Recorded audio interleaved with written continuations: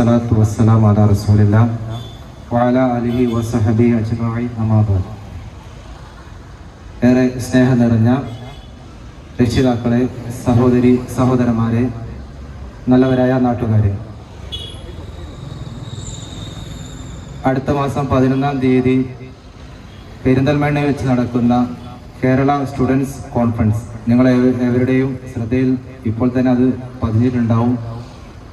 വിദ്യാർത്ഥികൾക്കിടയിൽ ധാർമ്മികമായും അതോടൊപ്പം തന്നെ അവർക്ക് വേണ്ട എല്ലാവിധ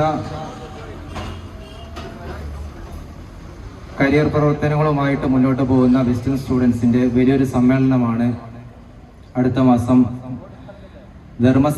സമര സംഗമം എന്ന പേരിൽ നടക്കുന്നത്. അതിൻ്റെ പ്രചരണ പരിപാടിയുടെ ഭാഗമായി നമ്മുടെ അത്തോളി മണ്ഡലത്തിലും വിവിധങ്ങളായിട്ടുള്ള വിശിഷ്യ ലഹരിക്കെതിരെയുള്ള ബഹുജന കൂട്ടായ്മകളും ഈ തരത്തിലുള്ള ടേബിൾ ടോക്കുകളും എല്ലാം സംഘടിപ്പിച്ച് കേരളം അങ്ങോളം ഇങ്ങോളം ഇതിൻ്റെ ഒരു പ്രചരണങ്ങൾ നടന്നുകൊണ്ടിരിക്കുകയാണ്.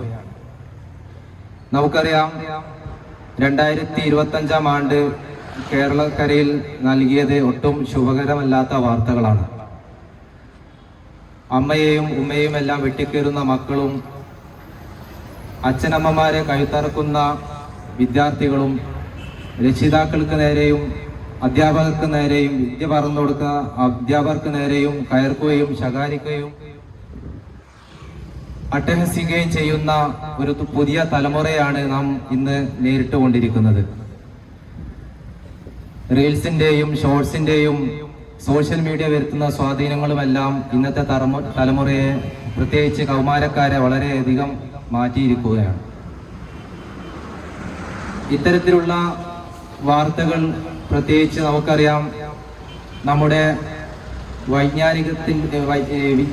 വിജ്ഞാനത്തിൻ്റെ കലവറയായ ക്യാമ്പസുകളിലും കോളേജുകളിലും വിദ്യാലയങ്ങളുമൊക്കെ ആണെങ്കിൽ ഇന്ന് വേലി തന്നെ വിളതുന്ന ഒരവസ്ഥയാണ് സംജാതമായിക്കൊണ്ടിരിക്കുന്നത്.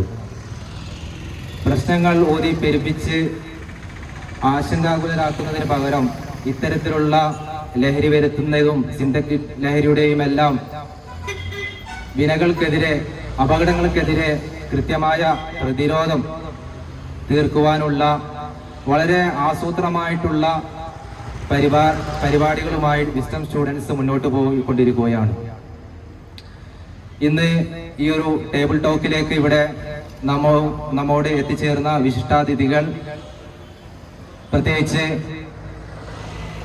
കേരളത്തിൻ്റെ അങ്ങോളം ഇങ്ങോളം മദ്യവർജന സമിതിയുടെ സംസ്ഥാനതല കോർഡിനേറ്ററായ പ്രൊഫസർ രവീന്ദ്ര മാഷ്, അദ്ദേഹം വർഷങ്ങളായി ഇതിനെതിരെ പോരാടിക്കൊണ്ടിരിക്കുകയും ആളുകൾക്കിടയിൽ ബോധവൽക്കരണം നടത്തിക്കൊണ്ടിരിക്കുകയും ചെയ്യുന്ന ബഹുമാന്യ വ്യക്തിത്വമാണ്.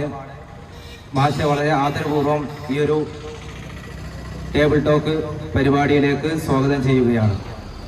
അതോടൊപ്പം തന്നെ മറ്റൊരു അതിഥിയായിട്ട് നമുക്കിവിടെ എത്തിച്ചേർന്നിരിക്കുന്നത് നടക്കാവ് സ്കൂളിലെ മുൻ അധ്യാപകനും പ്രിൻസിപ്പാളും അതോടൊപ്പം തന്നെ സിറ്റി AEOയും അതിനുശേഷം ആലപ്പുഴ DOയും ആയി വിരമിച്ചതിന് ശേഷവും സജീവമായി സാമൂഹിക മണ്ഡലങ്ങളിൽ പ്രവർത്തനങ്ങളുമായി മുന്നേറുന്ന ജേർഷൻ സാറാണ്. സാറേയും വളരെ ആദരപൂർവ്വം ഈ ഒരു ചടങ്ങിലേക്ക്, പ്രതിരോധ സംഗമത്തിലേക്ക് സ്വാഗതം ചെയ്യുകയാണ്. അതോടൊപ്പം തന്നെ നമ്മുടെ മറ്റൊരു വിശിഷ്ടാതിഥി ജോബി മാത്യു അവർകളാണ്. നമുക്ക് പരിചയപ്പെടുത്താതെ തന്നെ ഏറെ സുപരിചിതനായ വ്യക്തിത്വമാണ്. ആകാശവാണി റേഡിയോയിലും നല്ലൊരു കൗൺസിലിങ്ങും എല്ലാം നടത്തി അക്കാദമിക് സൈഡിൽ ഇപ്പോഴും സജീവമായി കൊണ്ടിരിക്കുന്ന ജോബി സാറാണ്. സാറേയും ഈ പരിപാടിയിലേക്ക് വളരെ ഹാർദവപൂർവ്വം സ്വാഗതം ചെയ്യുകയാണ്. അതോടൊപ്പം തന്നെ നമ്മുടെ ഈ പ്രോഗ്രാമിൻ്റെ അധ്യക്ഷത വഹിക്കുന്നത് മണ്ഡലം വിസ്റ്റം ഓർഗനൈസേഷൻ്റെ സെക്രട്ടറിയായ സക്കറിയ അസ്മാ സാറുകളാണ്. അദ്ദേഹത്തെയും ഇതിലേക്ക് വളരെ ആദരപൂർവ്വം സ്വാഗതം ചെയ്യുകയാണ്. അതോടൊപ്പം തന്നെ ഈ ഒരു പരിപാടിയിലേക്ക് വിസ്റ്റം യൂത്ത് പ്രതിനിധി അമീർ അത്തോളിയാണ്. അദ്ദേഹത്തെയും ഈ ഒരു പരിപാടിയിലേക്ക് സ്വാഗതം ചെയ്യുകയാണ്. മറ്റൊരു പാനലിസ്റ്റായ ബിലാൽ കൊല്ലം അവർകളാണ്. അദ്ദേഹത്തെയും വളരെ സ്നേഹത്തോടു കൂടി നിങ്ങൾക്കേവർക്കും വേണ്ടി ഈ ഒരു പ്രോഗ്രാമിലേക്ക് സ്വാഗതം ചെയ്തുകൊണ്ട് ഇതിൻ്റെ നിയന്ത്രണം ഏറ്റെടുക്കുവാൻ വേണ്ടി അമീർ അത്തോളി അവർകളെ വളരെ സ്നേഹത്തോടെ ക്ഷണിച്ചുകൊണ്ട് നിർത്തുന്നു. അസ്സലാമു അലൈക്കും വറഹ്മത്തുള്ളാഹി. അസ്സലാമു അലൈക്കും വറഹ്മത്തുള്ളാഹി. അൽഹംദുലില്ലാഹി വസ്സലാത്തു വസ്സലാമു അലാ റസൂലില്ലാഹി വഅലാ ആലിഹി വസഹ്ബിഹി അജ്മഈൻ. അമ്മാ ബഅദ്. ഏറെ പ്രിയം നിറഞ്ഞ തോളി പ്രദേശത്തെ ഈ ഒരു പരിപാടി വീക്ഷിക്കാനെത്തിയ എൻ്റെ സഹോദരങ്ങളും അതേപോലെ മൂത്ത ജ്യേഷ്ഠന്മാരും, നമുക്കറിയാം തിന്മയെ നിസ്സാരവൽക്കരിച്ചു കൊണ്ടിരിക്കുന്നൊരു സമൂഹത്തിലാണ് ഇപ്പം നമ്മൾ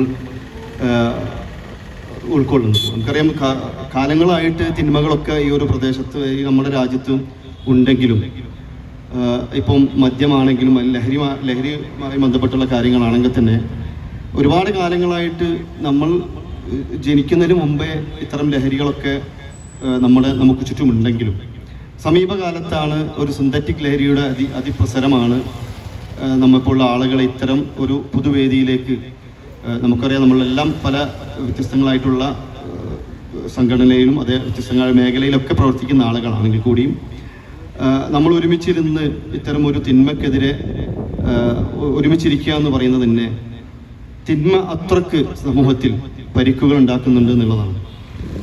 അതുകൊണ്ട് തന്നെ നേരത്തെ സ്വാഗത പ്രസംഗത്തിൽ നമ്മളെ രവീന്ദ്രൻ മാഷെ ഡെസിഗ്നേഷൻ പറഞ്ഞ സമയത്ത് അദ്ദേഹം തിരുത്തുകയുണ്ടായി. മദ്യവർജനല്ല, മദ്യനിരോധനാണ്.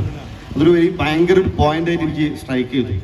കാരണം മദ്യം വർജിക്കുക എന്നുള്ളതല്ല, മദ്യം എന്നേക്കുമായി നിരോധിക്കുക, അല്ലെങ്കിൽ ലഹരി ഉണ്ടാക്കുന്ന വസ്തുക്കളെ എന്നേക്കുമായി ഇവിടുന്ന് പാടെ എടുത്തു കളയുക എന്നൊരു ഉദ്യമമാണ് നമ്മളൊക്കെ മുന്നോട്ട് വെക്കുന്നത്, നമ്മളൊക്കെ സ്വപ്നം കാണുന്നത്. കാരണം നമ്മുടെ വരും തലമുറയെ അല്ലെങ്കിൽ നിലവിലെ ആളുകളെ കാർന്ന് തിന്നുകൊണ്ടിരിക്കുകയും അതിൻ്റെ എല്ലാ ബുദ്ധിമുട്ടുകളൊക്കെ അനുഭവിച്ചു കൊണ്ടിരിക്കുകയും ചെയ്യുന്ന ഒരു അവസ്ഥയാണ്. അതുകൊണ്ട് തന്നെ ഈ ഒരു ചർച്ച ആർക്കെങ്കിലും ഇത് കേൾക്കുന്ന ആളുകൾക്ക് ഒരു വെളിച്ചം കിട്ടുകയാണെങ്കിൽ നമ്മളെടുത്ത ഈ ഒരു പ്രയത്നം അത് നമുക്ക് ഒരുപാട് ഫലങ്ങൾ ഉണ്ടാക്കുമെന്നാണ് നമ്മളെല്ലാം വിശ്വസിക്കുന്നത്. അതുകൊണ്ട് ഈ ചർച്ച സമീപ പ്രദേശത്തെ ആളുകൾ കേൾക്കുന്ന ആളുകളുണ്ടെങ്കിൽ ഈ ഒരു ചർച്ച മുന്നോട്ട് കടന്നു വന്ന് വീക്ഷിക്കുകയും അതിൽ പറയുന്ന കാര്യങ്ങളെല്ലാം ഉൾക്കൊണ്ട് നമ്മുടെ ജീവിതത്തിൽ മാറ്റങ്ങൾ ഉണ്ടാക്കാൻ ശ്രമിക്കുകയും ചെയ്യുക. ചില നമ്മൾ ചർച്ചയിലേക്ക് പോവുകയാണ്. നമ്മൾ ആദ്യമായി രവീന്ദ്രൻ മാഷിനാണ് നമ്മൾ ഒരു ചോദ്യം കൊടുക്കുന്നത്. നമുക്കറിയാം, പക്ഷേ നമ്മളിപ്പം നമ്മളെ കുടുംബത്തിലേക്ക് പോലും ലഹരി എന്ത് ചെയ്തിട്ടുണ്ട്, നമ്മളറിയാതെ കയറിയിട്ടുണ്ട്.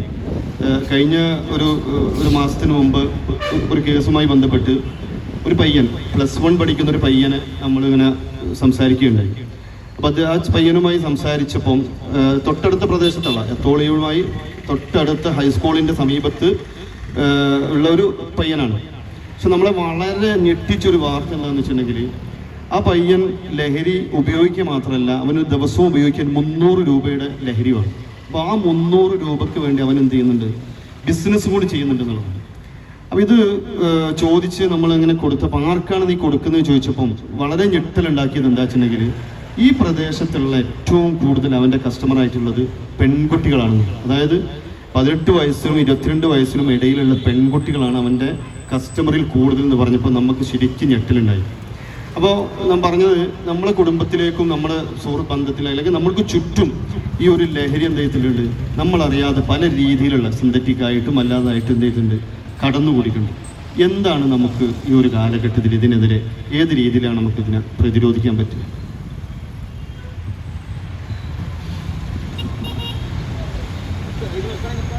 അധ്യാപകർ നിന്ന് സംസാരിക്കുന്നവരാണ്, അതുകൊണ്ട് ഇരുന്നാലും ഞങ്ങൾക്ക് വാക്കിങ്ങോട്ട് വരില്ല.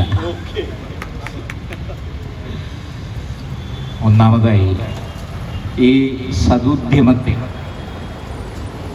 ഇന്ന് കേരള സമൂഹത്തിന് ഏറ്റവും അനിവാര്യമായിരിക്കുന്ന ഒരു വിഷയം, അതിൻ്റെ എല്ലാ അർത്ഥത്തോടും കൂടി സ്വീകരിച്ച് തങ്ങളാൽ കഴിയുന്നത് ചെയ്യുക എന്ന ആ കർമ്മം നിർവഹിച്ചിരിക്കുന്ന നമ്മുടെ ബഹുമാന്യ വിസ്ഡം യൂത്ത് അല്ലേ, വിസ്ഡം യൂത്ത് സംഘടിപ്പിച്ചിരിക്കുന്ന ഈ പരിപാടി, ആ പരിപാടിയുടെ മുഴുവൻ സംഘാടകരെയും അനുമോദിക്കുന്നു. കവി ഒരിടത്ത് പറയുന്നുണ്ട്, ഒരു കുറ്റിക്കാടിന് പോലും ചിലത് ചെയ്യാൻ സാധിക്കും. കുറ്റിക്കാടാണെന്നല്ല പറഞ്ഞതിൻ്റെ അർത്ഥം, അതായത് നമ്മുടെ ഒരു പ്രവർത്തനവും വെറുതെ ആകുന്നില്ല എന്നാണ്. അതൊരു കിളിക്ക് കൂട് കൂട്ടാനുള്ള അവസരമുണ്ടാക്കാം, അത് ഉണങ്ങിയാൽ ഇന്ധനമാക്കി മാറ്റാം, കത്തിക്കാം. അതുകൊണ്ട് നമ്മൾ ഭൂമിയിൽ നടത്തുന്ന ഒരു പ്രവർത്തനവും നമുക്ക് ഒരു ഫലവും ചെയ്യാത്തതായി തീരുന്നില്ല. ആരുടെയെങ്കിലും മനസ്സിൽ ഒരു ചെറിയ മാറ്റമെങ്കിലും കൊളുത്താൻ സാധിച്ചാൽ അതൊരു വലിയ കാര്യമായിട്ടും ഒരു ധാർമ്മിക പ്രവൃത്തിയായിട്ടും കാണണം. ഇവിടെ ഒരു ചോദ്യം എൻ്റെ നേരെ തൊടുത്തുവിട്ടിരിക്കുകയാണ്. ഞാനൊരു അധ്യാപകനാണ്. അധ്യാപകന്മാരുടെ ഒരു പ്രധാന പരിപാടി കാര്യങ്ങൾ, ശരിയായ കാര്യങ്ങൾ പരമാവധി പറയാൻ നോക്കുക എന്നാണ്. ചിലപ്പോൾ അത് ചിലർക്ക് ഇഷ്ടതമമായി എന്ന് വരില്ല. ജ്ഞാനം ഇഷ്ടപ്പെടുത്താനല്ല, മറിച്ച് നിങ്ങളിൽ വലിയ മാറ്റങ്ങൾ ഉണ്ടാക്കാനാണ്. ഒന്നാമത് എനിക്ക് പറയാനുള്ള കാര്യം, ലഹരി എന്ന വിഷയത്തിൽ മദ്യത്തെ മാറ്റി നിർത്തിക്കൊണ്ടിരിക്കുകയാണ്. ഇത് ശാസ്ത്രീയമല്ല. ലോകത്ത് ഈ വിഷയത്തിൽ ഏറ്റവും അവസാനത്തെ വാക്ക് WHO, അതായത് വേൾഡ് ഹെൽത്ത് ഓർഗനൈസേഷൻ്റെതാണ്. അതിനപ്പുറത്തൊരു ഡോക്ടറില്ല. അവർ ഈ വിഷയങ്ങളെല്ലാം അതിഗംഭീരമായി ഗവേഷണം ചെയ്ത് ഓരോ ലഹരിക്കുള്ള വ്യക്തിപരമായിരിക്കുന്ന എഫക്റ്റ് എന്താണ്, സമൂഹത്തിൽ അതുണ്ടാക്കുന്ന ഇഫക്റ്റ് എന്താണ്, അതുപോലെ കുടുംബത്തിൽ അതുണ്ടാക്കുന്ന പ്രശ്നങ്ങൾ എന്തൊക്കെയാണ് എന്ന് പറഞ്ഞിട്ട് അതിനെ ഗ്രേഡ് ചെയ്തിട്ടുണ്ട്. നിങ്ങൾക്ക് കിട്ടും. കിട്ടാത്തവരെന്നോട് പറഞ്ഞാൽ മതി, ഞാൻ അയച്ചു തരും അതിന്റെ ഗ്രാഫൊക്കെ. അതിൽ നമ്പർ 1 ആൽക്കഹോളാണ്, 72 പോയിന്റ്. നിങ്ങൾ തിരിച്ചറിയണം. ഇത് മറച്ചു വെക്കുകയാണ് ഇപ്പൊ വളരെ സമർത്ഥമായി. കുല്ലു ശരാബിൻ അസ്കറ ഫഹുവ ഹറാമുൻ, മദ്യം നിനക്ക് നിഷിദ്ധമാണ്, ഹറാമാണ്. അല്ലെ? വളരെ കൃത്യമായ വാക്യങ്ങള് നിങ്ങൾക്കെല്ലാം അറിയാം. എന്നേക്കാൾ അറിയാവുന്നവരാണ് എൻ്റെ മുമ്പിൽ ഇരിക്കുന്നത്. അതുകൊണ്ട് ഞാൻ അതിന്റെ തുടർച്ച പറയുന്നില്ല. അതിന്റെ തുടർച്ച വളരെ ഭീകരമാണെന്നാണ് എൻ്റെ അഭിപ്രായം. ഇപ്പൊ ഞാൻ പറഞ്ഞു വരുന്നത്, ആ 72 പോയിന്റിന് ശേഷം നിങ്ങൾ നോക്കിയാൽ 34 പോയിന്റുമായി നിൽക്കുന്ന ഒരു സാധനത്തെ കുറിച്ചാണ് നമ്മൾ പറയുന്നത്. MDMA-ക്ക് വേൾഡ് ഹെൽത്ത് ഓർഗനൈസേഷൻ നൽകിയിരിക്കുന്ന പോയിന്റ് 34ആണ്. പക്ഷേ തെറ്റിദ്ധരിക്കരുത്, രവീന്ദ്രൻ മാഷ് ഇവിടെ വന്ന് പറഞ്ഞു MDMA കുഴപ്പമില്ല, മദ്യമാണ് ഭീകരം എന്നൊന്നും ധരിക്കരുത്. അതൊന്നുമല്ല ഇതിന്റെ അർത്ഥം. അതിൽ വ്യക്തിക്കുണ്ടാക്കുന്ന പ്രശ്നങ്ങൾ അത് മദ്യത്തെക്കാൾ കൂടുതലാണ് MDMA.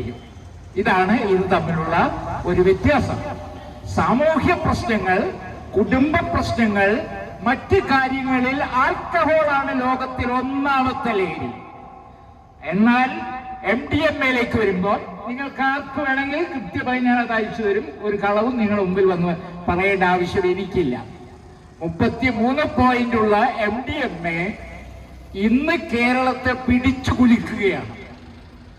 ഇന്ന് നമ്മുടെ വിദ്യാർത്ഥികളുടെ അന്തർമണ്ഡലങ്ങളിലും മസ്തിഷ്കത്തിലും അതിഭീകരമായിരിക്കുന്ന അല്ലെങ്കിൽ ഗുരുതരമായിരിക്കുന്ന സംഭവങ്ങൾ ജനിപ്പിച്ചുകൊണ്ടിരിക്കുകയാണ്. ആ സന്ദർഭത്തിലാണ് ഇവിടെ അധ്യക്ഷൻ പറഞ്ഞ കാര്യങ്ങളൊക്കെ സംഭവിച്ചത്. എന്ത് സംഭവിച്ചു? എപ്പോഴാണ് നമ്മൾ ഉണർന്നത്?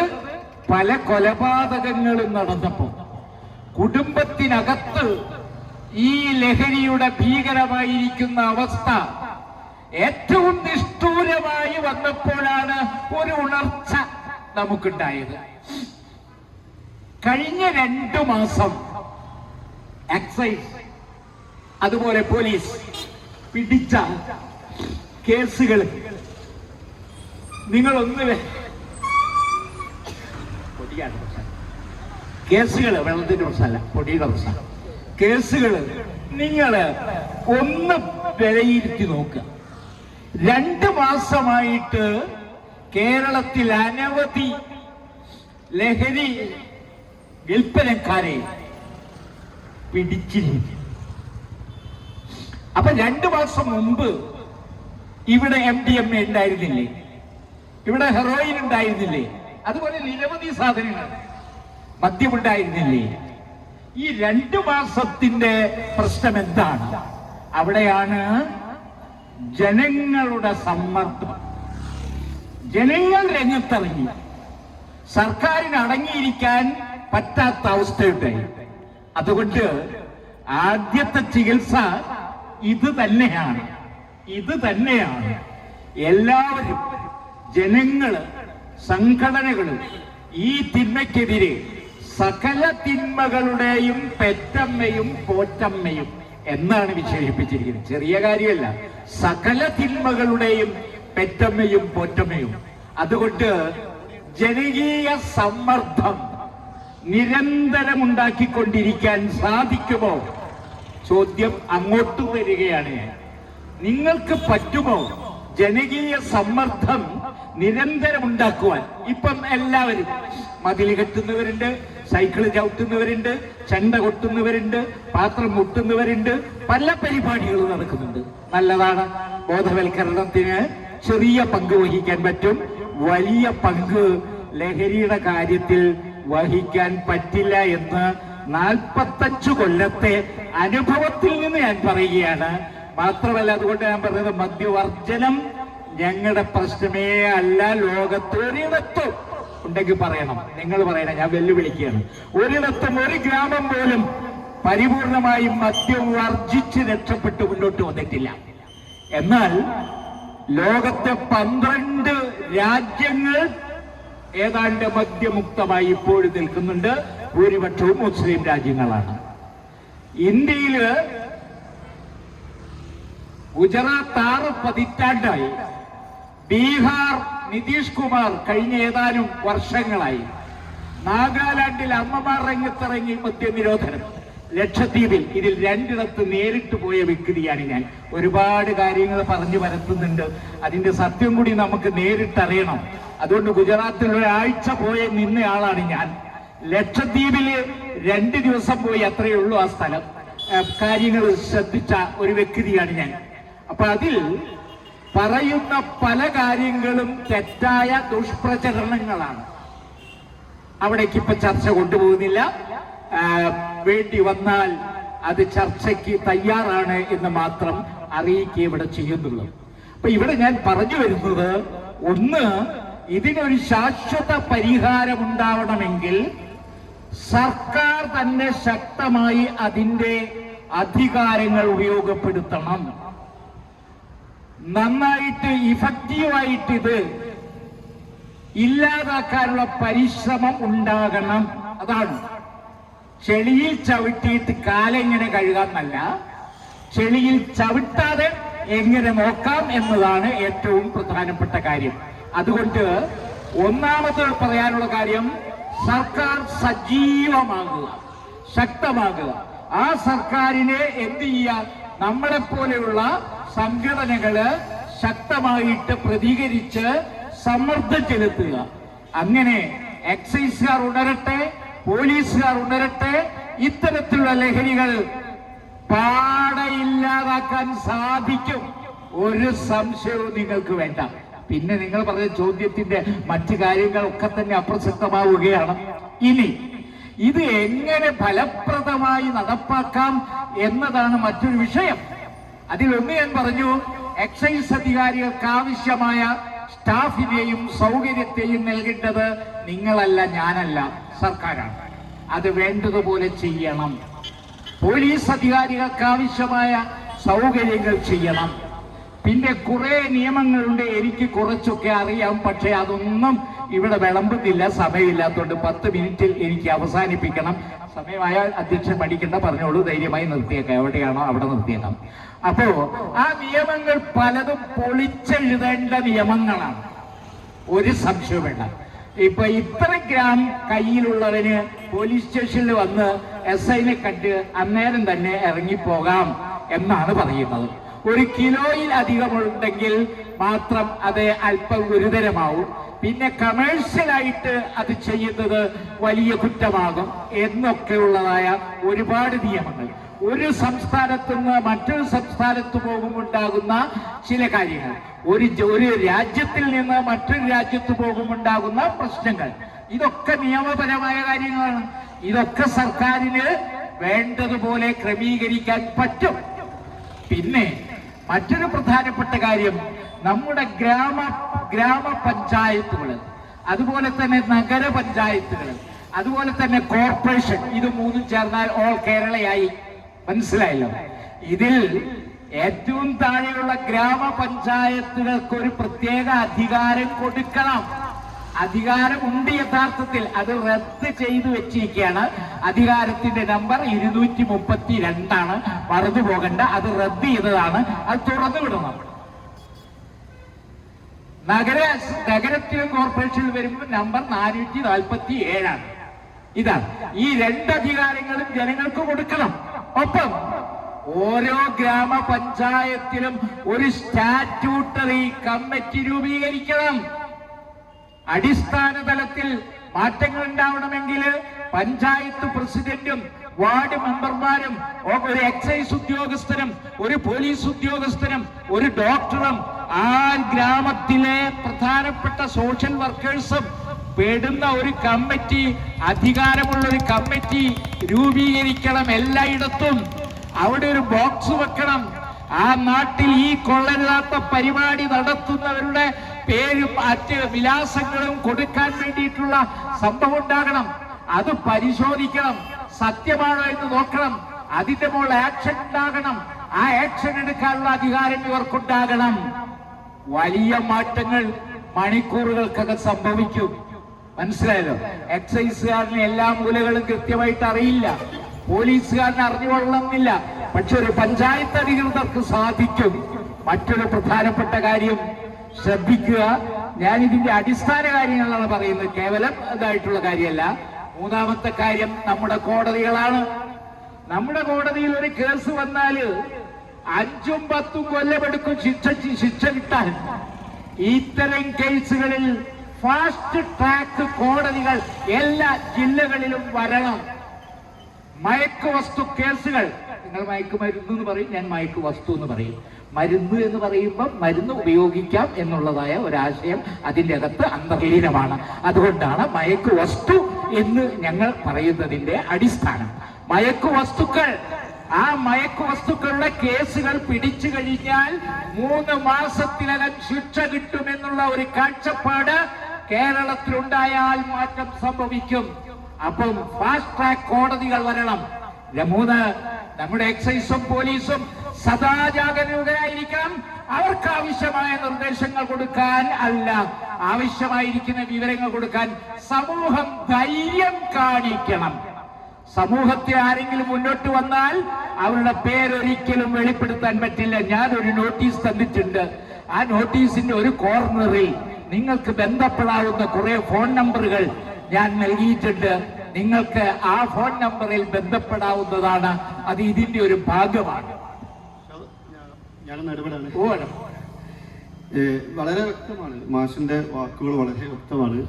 കാരണം അതിൽ ഉന്നയിച്ച നമ്മെ സംബന്ധിച്ചിടത്തോളം നമ്മൾ ഒരു വിദ്യാർത്ഥി സംഘടന അല്ലെങ്കിൽ വിദ്യം മുന്നോട്ട് വെക്കുന്ന ഒരു ആശയം, മദ്യം എന്നുള്ളത് അല്ലെങ്കിൽ ലഹരി ഉണ്ടാക്കുന്ന ഏത് വസ്തുവും അത് കുറച്ചാണെങ്കിലും അത് അല്പമാണെങ്കിലും അത് നിഷിദ്ധമാണ് എന്ന് പറയുന്ന ഒരു മതത്തിന്റെ അനുയായികളാണ് നമ്മൾക്ക് ഇവിടെ ഇരിക്കുന്നത്. അതുകൊണ്ട് തന്നെ ഏറെ സന്തോഷം. ഞാൻ ജയേഷ് മാഷോട് ചോദിക്കണം, പക്ഷേ എന്താണ് നമുക്കിതിന് എടുക്കാൻ പറ്റുന്ന ഒരു സാധ്യത? നമുക്കറിയാം ഈ ഒരു കാലഘട്ടത്തിൽ മുമ്പൊന്നുമില്ലാത്ത പോലെ ഇത്തരം നമ്മളെ അപകടങ്ങൾ അല്ലെങ്കിൽ ഇത്തരം കേസുകളൊക്കെ വരുന്നത് നമ്മുടെ കുട്ടികളിലേക്കാണ്.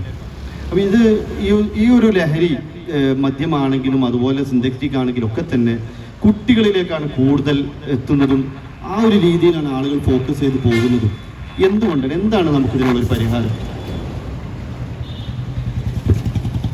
രവീന്ദ്ര മാഷ് പറഞ്ഞ പോലെ ഞങ്ങൾ മാഷന്മാർക്ക് എഴുതാതിരുന്നാൽ മാത്രമേ ഒരു ഭാവം വരും. അപ്പോൾ ഞാൻ എഴുന്നേറ്റ് സംസാരിക്കാം. ഞാൻ ഈ ചോദ്യത്തെ കാണുന്നത് സത്യത്തിൽ ലഹരി ഉപയോഗിക്കുന്നതിനെ സംബന്ധിച്ചല്ല, അവിടേക്ക് എത്തുന്ന സാഹചര്യം എന്താണ് എന്നുള്ളിടത്തേക്കാണ് ഏറ്റവും വലിയൊരു ചർച്ച വേണ്ടത് എന്നുള്ള അഭിപ്രായക്കാരനാണ് ഞാൻ. അതുമായി ബന്ധപ്പെട്ടാണ് ഈ ചോദ്യത്തിന് ഏറെ പ്രസക്തിയുള്ളത്. എന്തുകൊണ്ട് നമ്മുടെ യുവാക്കളായാലും ശരി, നമ്മുടെ കുട്ടികളായാലും ശരി ഈ ലഹരിയിലേക്ക് എത്തുന്നത്? ഞാനിപ്പോൾ 2 ക്യാമ്പുകളിൽ നിന്ന് വരുന്നു. ഒന്ന് വേനൽ തുപ്പികൾ എന്ന് പറഞ്ഞ് നമ്മുടെ കണ്ണിപ്പോയിലൊരു ക്യാമ്പ് നടക്കുന്നത്, കുട്ടികളുടെ ക്യാമ്പാണ്. 2 അത്തോളി ഹൈസ്കൂളിൽ ഇപ്പോൾ ഫുട്ബോളിൻ്റെയും വോളിബോളിൻ്റെയും ഒക്കെ പരിശീലനം നടക്കുന്ന ഒരു ക്യാമ്പുണ്ട്. ആ ക്യാമ്പ് 2 സ്ഥലത്ത് ഞാൻ പോയി. ആ 2 സ്ഥലത്ത് ഞാൻ കണ്ടത് ഈ കുട്ടികൾക്ക് മറ്റൊന്നും ഒരു വിഷയമില്ല എന്ന് പറഞ്ഞാൽ കുട്ടികൾക്ക് മറ്റൊരു ചിന്തയുമില്ല. ഈവൻ ഒരു ഫോൺ നോക്കാൻ പോലും ആ കുട്ടിക്ക് ആ സമയത്ത് ഒരു താല്പര്യമില്ല. അവിടെ പരിശീലനം നടക്കുക ഏതാണ്ട് ഒരു 2.5-3 മണിക്കൂർ നേരമാണ്.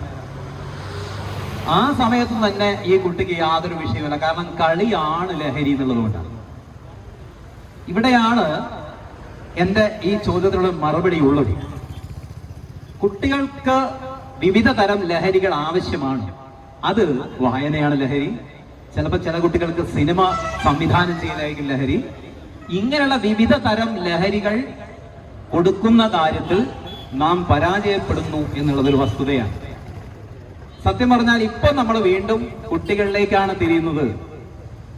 കാരണം പാരന്റിങ് എന്ന് പറഞ്ഞ ഏറ്റവും പ്രധാനപ്പെട്ട ഒരു വാക്ക് നമ്മൾ വീണ്ടും പ്രയോഗിക്കുകയാണ്.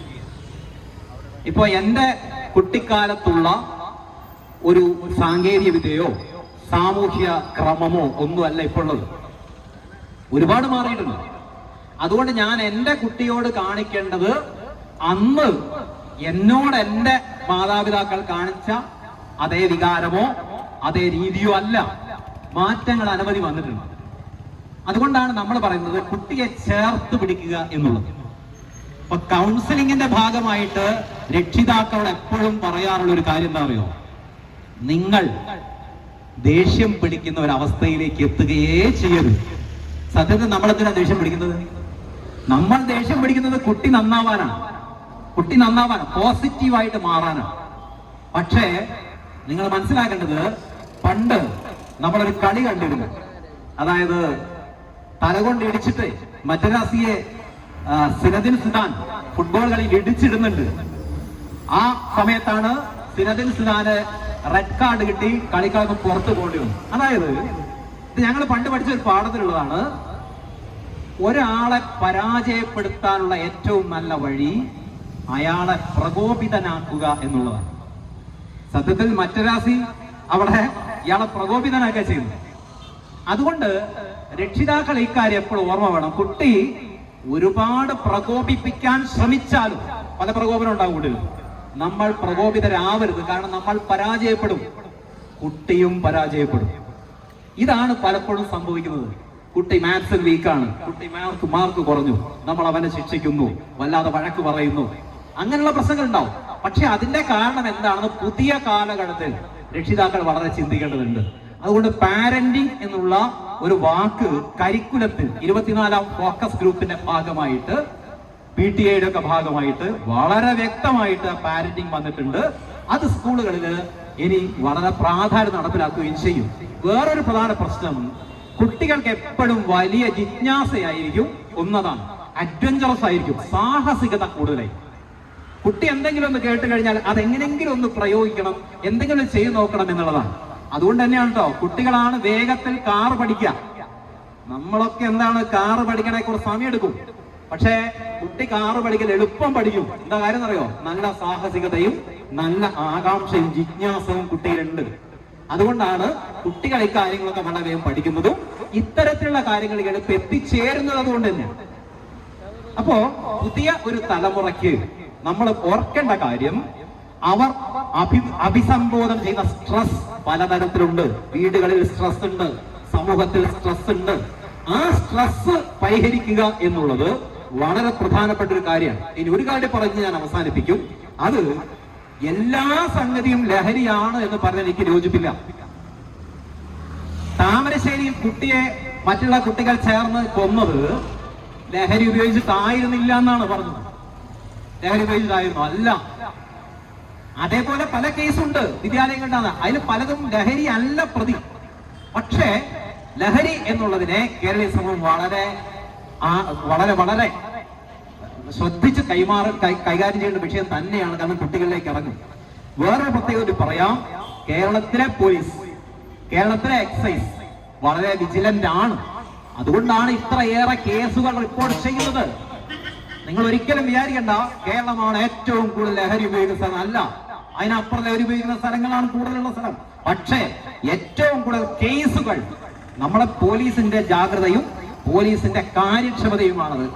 ഈ നമ്മുടെ എക്സൈസിന്റെ അത് മദ്യത്തിന്റെ കാര്യത്തിലാവുന്നല്ല. മദ്യത്തില് RBIന്റെ കണക്കനുസരിച്ച്, റിസർവ് ബാങ്ക് ഓഫ് ഇന്ത്യയുടെ കണക്കനുസരിച്ച് കേരളത്തിന്റെ വരുമാനത്തിന്റെ നികുതി വരുമാനത്തിന്റെ 3.7% വരുമാനം. ചില ആൾക്കാർ പറയൂട്ടോ, നമ്മളൊക്കെ മാഷുമാരായാലും പറയും നിങ്ങൾക്ക് ശമ്പളം തരുന്നത് ഞാൻ കുടിച്ചിട്ടാണ്. അങ്ങനെയൊന്നല്ല.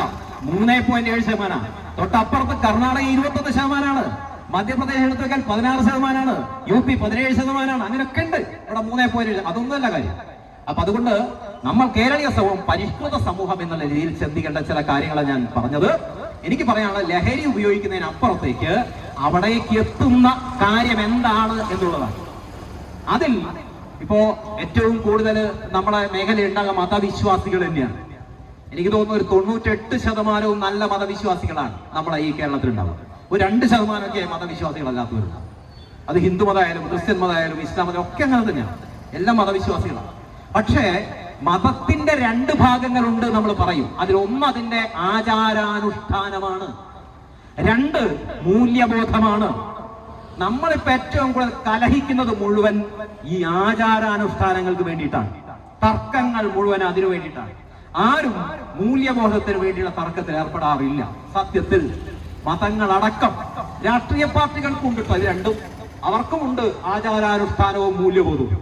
അവരും ചെയ്യേണ്ടത് മൂല്യബോധത്തിന് പ്രാധാന്യം കൊടുക്കലാണ്. അങ്ങനെ ചെയ്തു കഴിഞ്ഞാൽ ഈ ഒരു കാലഘട്ടത്തിൽ നമ്മുടെ കുട്ടികളെ എല്ലാവരെയും വിവിധ തരം ലഹരികളിലേക്ക്, കളിയായാലും ശരി, നമ്മുടെ കലയായാലും ശരി, വായനയായാലും ശരി, യാത്രയായാലും ശരി, അത്തരം ലഹരികളിലേക്ക് നമ്മൾ കുട്ടികളെ കൂട്ടിക്കൊണ്ടുപോവുക എന്നുള്ളതും നല്ല പാരന്റ് എങ്ങനെയാവാം എന്നുള്ളതിനെ സംബന്ധിച്ച് പുതിയ കാലഘട്ടത്തിലുള്ള കാഴ്ചപ്പാട് ഉണ്ടാക്കിയെടുക്കലുമാണ് ഏറ്റവും പ്രാധാന്യമെന്നാണ് ഈ 10 മിനിറ്റ് കൊണ്ട് എനിക്ക് പറയാനുള്ളത്.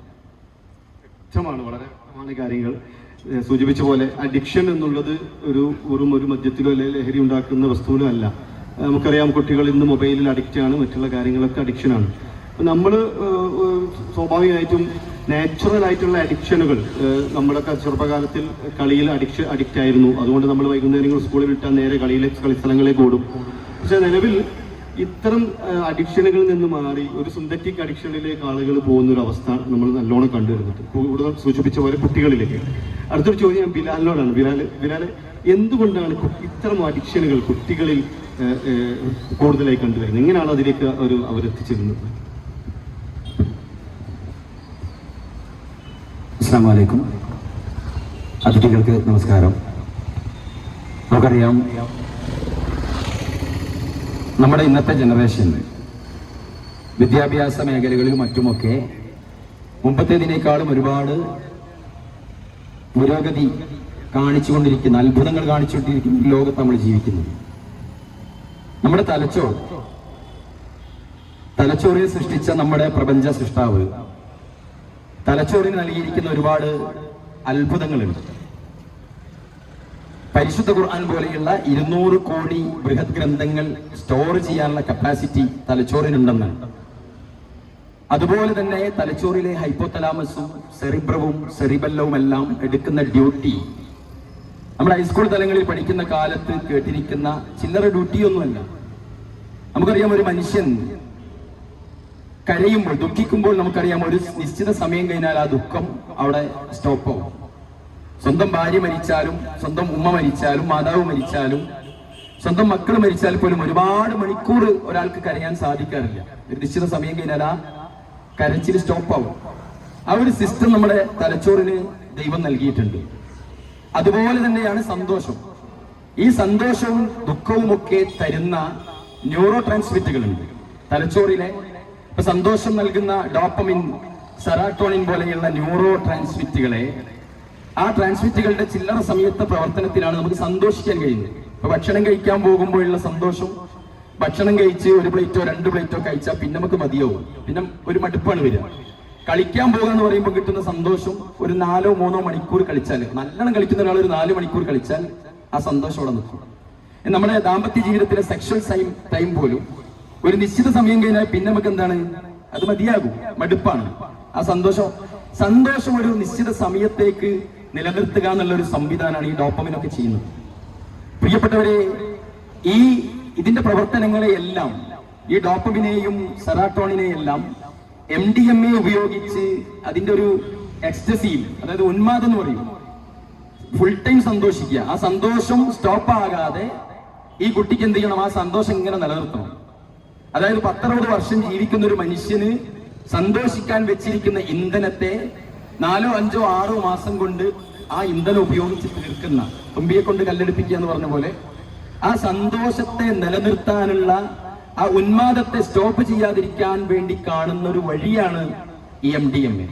സ്വാഭാവികമായി പ്രസംഗിക്കുന്ന ഞാനും വേദിയിലിരിക്കുന്ന എല്ലാവർക്കും തന്നെ ആരെങ്കിലും നമ്മൾ അറിയാതെയോ അറിഞ്ഞോ ഇതിന്റെ ഒരു സാമ്പിള് നുകരാൻ തന്നാൽ നാളെ നമ്മൾ അയാളെ കോണ്ടാക്ട് ചെയ്യും, അത് കുറച്ചുകൂടി കിട്ടുമെന്ന് വയ്ക്കും. കാരണം അതിൽ നിന്ന് കിട്ടുന്ന ഉന്മാദം ചെറുതല്ല എന്നുള്ളതാണ്.